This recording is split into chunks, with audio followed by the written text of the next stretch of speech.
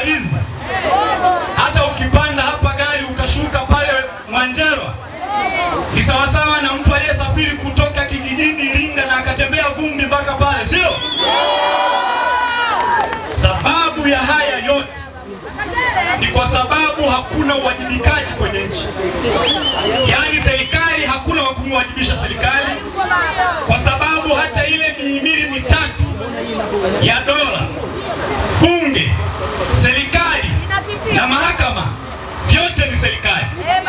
Ukisema bunge, badala tuwe na bunge linaloweza kuisimamia serikali itimize na kutekeleza wajibu wake, bunge ni serikali.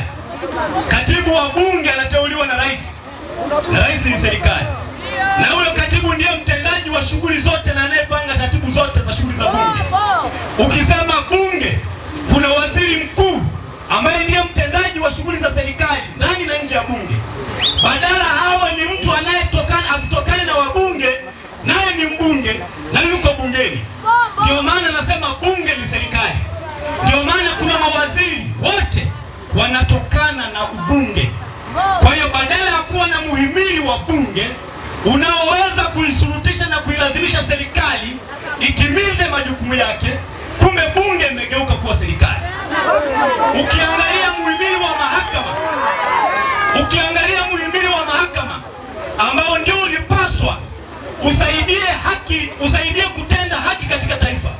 Taifa lijengwa na kusimamishwa katika haki. Muhimili wa mahakama na wenyewe ni serikali. Jaji mkuu anateuliwa na rais, rais ni serikali. Hata hawa wahakimu makazi mpaka wilaya na mikoa, hata mamlaka zao za nizamu ni hawa madasi, ni hawa marasi.